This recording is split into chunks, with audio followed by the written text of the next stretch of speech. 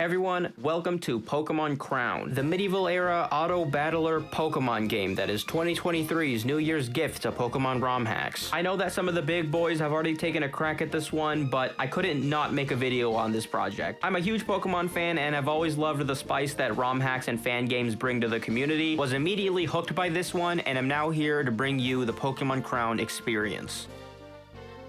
These guys love fantasy and wanted to create a unique take on Pokemon that's never been seen before. If you're a fan of games like Skyrim or you play Dungeons & Dragons, you'll probably go nuts for the aesthetic of this hack, because that's exactly what it's inspired by. Like, look, there's a bard, man. Look at his drip. It's hard not to appreciate how much work must have went into making that hat. When you start the game, you're slapped into the Gueldarian trading town of Seaside, straight out of the Middle Ages, complete with C6 sailors, an earl conducting some very suspicious activities, and NPCs that insist on commenting on my peasant status and lack of funds. Like, come on guys, please, cut me some slack. I'm in the YouTube partner program and my videos are monetized. I'm cool, right? I find my way into the Adventurers Guild, a nice building which really gave me that lovely RPG tavern feel, very much welcomed after getting shoved off at the hotel. After being initiated as a recruit, we meet Professor Dogwood, who gives us the choice of 3 medieval dragons to accompany us on our journey, or what I can only assume are meant to be medieval dragons. I chose Trico on my first playthrough because someone in my chat wanted me to choose Trico, and as a man with a maximum of 14 concurrent viewers, going with the vote of the people was probably a wise choice. Pokémon Crown's version of the PC is also available here, a magical crystal which basically works in the same way as the standard PC, letting you store Pokemon and switch them in and out of your party. We finally leave Seaside, and now that I've set the scene with the introduction to the game, I want to focus more on the innovations of Pokémon Crown. First, the catching mechanics, because we have to catch Pokemon before we can make a team out of them. I thought about making a dating sim joke out of this, but while it is a little funny to think about giving gifts and joking around in the attempt to pick up this Weedle, instead of slapping a match 3 puzzle into the game each time you try to catch a new Pokemon and turning this into Pokemon Hunipop, the devs took ideas from the negotiation mechanic from the Megami Tensei series and some Persona games, which have battle isolation and interaction concepts similar to what you see in Pokemon Crown, just, you know, more complicated. This screen has been likened to the interaction system in Undertale as well, and it honestly does remind me a little bit of Undertale. It's just that we don't have the option of brutally murdering anyone in this game. We're just here to make friends. And for all of the new mechanics, there's still also elements of the standard catching process. You can still flex your Chad Sigma battling abilities on these poor wild animals, and it'll make it easier for you to catch them. And speaking of your battling abilities, the battle system of Pokémon Crown, the real star of this ROM hack. The normal turn-based combat of Pokémon has been completely removed in this game and has been replaced with a system described as auto chess. Auto chess is a kind of strategy game that's only cropped up in the last few years from what I can tell, originating from a game mod of Dota 2 that was meant to encapsulate elements of Dota 2 and chess. It's already crazy in itself that this is even possible in a Pokémon game, but there's even aspects to the combat in parts of Pokémon Crown that aren't really auto chess at all and play like something completely different. I wanted some outside input on the vision that the people working on this game had for the battling and where the ideas for the system came from to help explain what it is to you, so I got in contact with Mr. I got my platinum randomizer Nuzlocke wiped by a Magcargo himself, Jake.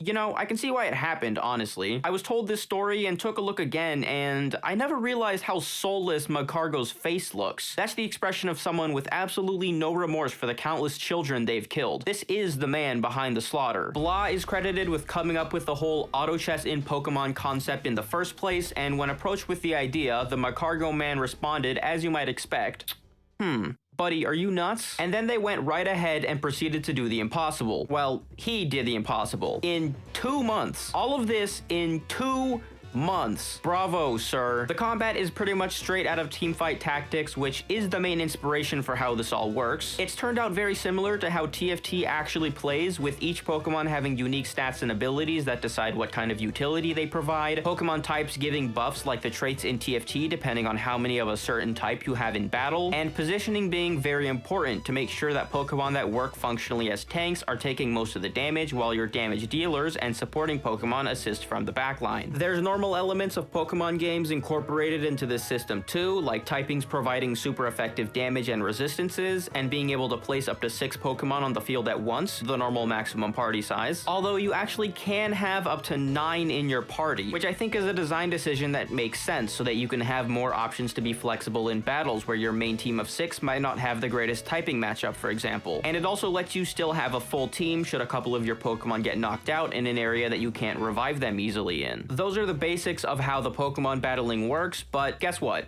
There's more. Out of the fear that the monotony of standard auto battling might make the game boring, the devs look for ways to change it up a little bit. Bosses are another battle related idea that is attributed to Blah, of which there is currently one of in the game. Inspiration was taken from Lost Ark, Guild Wars 2, and from World of Warcraft on maybe how not to make a boss fight, but they changed like half of the core mechanics in this fight. You can only use 3 Pokemon, you can move them and tell them what to do, the boss is way stronger than a normal Pokemon and has multiple special abilities that you have to play around. This fight has basically been turned into an RTS with minor elements of auto chess, which I love. Apparently, there were also experiments with only being able to have 1 Pokemon on the field at a time in these battles, and having the ability to switch between them, which would have been super interesting and also probably super weird to experience. Regardless, the fight with this Ariados was probably the most engaged that I've ever been in a Pokemon battle, and I really can't wait to see what else they decide to do with these bosses in the future. While being an auto chess Pokemon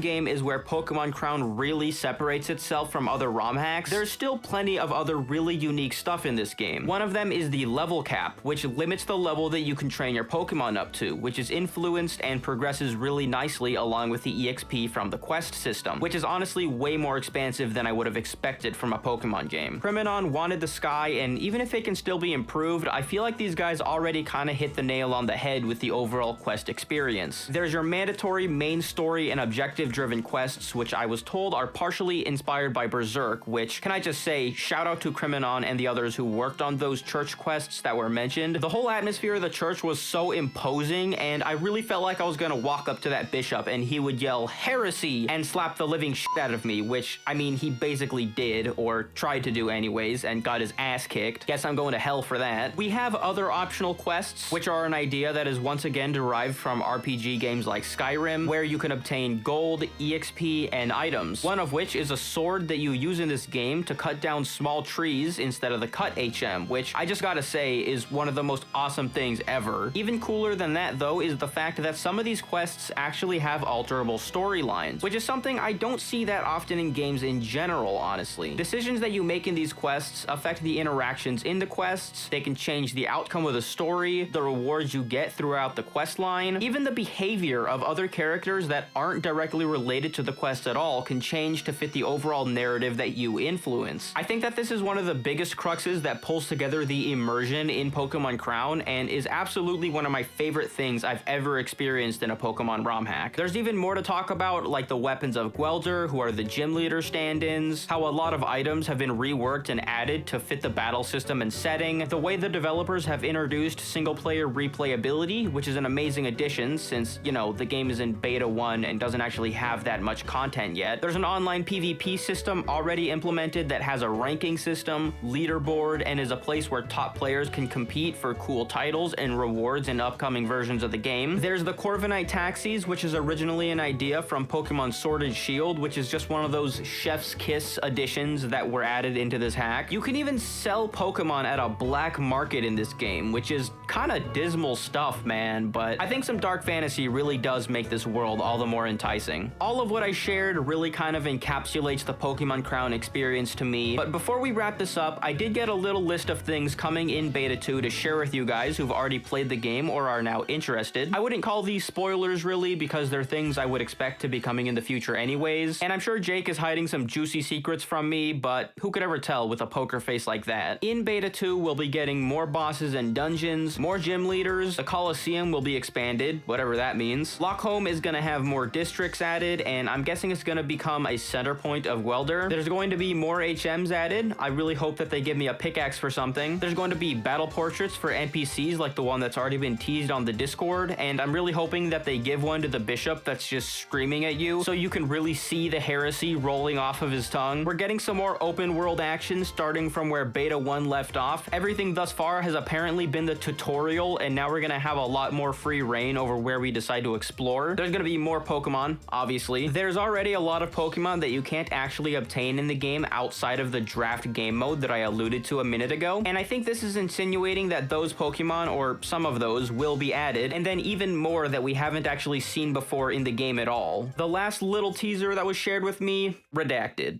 That's going to be pretty much everything. Big thank you to the devs for all chipping in and giving me loads of information about the creation of the game. Seems like they've got a great team to work on it. Kriminon had some wonderful things to say about them, and I must agree. Like, how could I not? They gave me music to work on this video with too, and that's just awesome. It was mentioned that Pokemon Crown is sort of a launching point for these talented gentlemen, and that they might focus on a new commercial project if it's a big success. And I gotta be honest, guys, I was really wondering for a moment if we were gonna be getting a Pokemon Crown commemorative sports arena, but turns out that they're just considering moving from ROM hacking to actual game development in the future, so make sure you keep an eye out for that. These guys have already demonstrated that they can produce some pretty incredible stuff. With that though, I'm out of here. I hope you enjoyed, and I will see you in the next one.